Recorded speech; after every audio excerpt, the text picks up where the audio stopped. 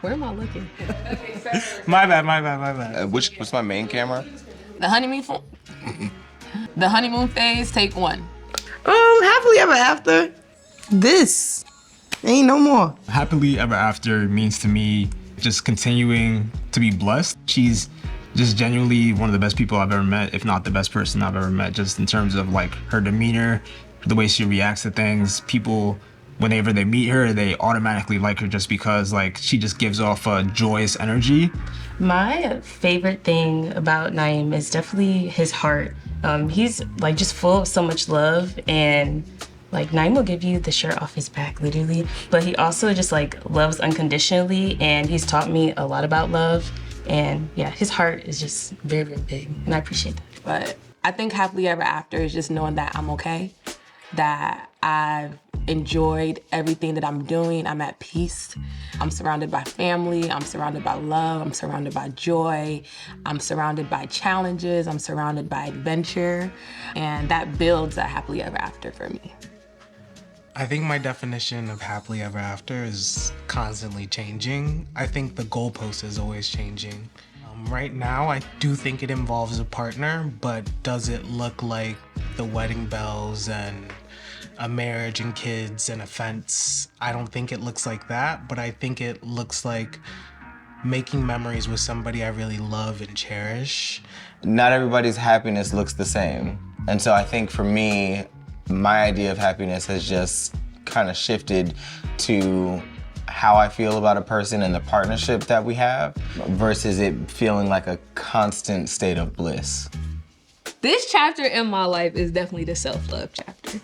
This is the Imani chapter. If ever there was an Imani chapter, I just moved into my own place for the first time in my whole life. I'm like 2 days in, just built my bed by myself, and I got to play the music I wanted to play, and then I got to wake up this morning and eat a bacon, egg, and cheese while listening to my jazz, and like, this is the most amazing part of my life so far. I feel that every day. I have the job that I didn't think I would ever have.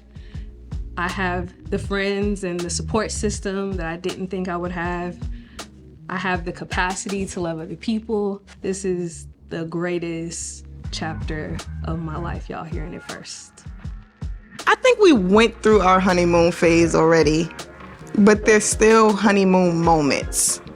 To me, self-love is like balance. I'm a strong believer of you cannot pour from An empty cup, and sometimes you have to recharge yourself in order to be able to fully be there for someone. I struggle to find time loving myself while loving each other. Coming out of the honeymoon phase, you're so used to doing every single thing together or like being together all the time, and it's like, I haven't been doing that lately. So I think I have to get some more shut-out time. Self-love is evolving. I do need to have more alone time. Not that I feel like we are together a lot, because we are, and I really just do want to be with you, but I know it's supposed to be, it has to be like a healthy balance between the two. Self-love is understanding how to love each phase that you go through. I don't think I can fully love him without even loving on myself. So like different ways I do that is just sticking like to my routines. I love taking my time doing my skincare in the morning, and that just makes me feel good and confident. And then I know I can fully love him. For me, speaking out about the things that I want helps a lot, just because like that way we're on the same page about different things. So she's very understanding in terms of like when we need separate times to do separate things, if that's maybe not the expectation at that moment. So I think that's helped me love myself while loving her as well.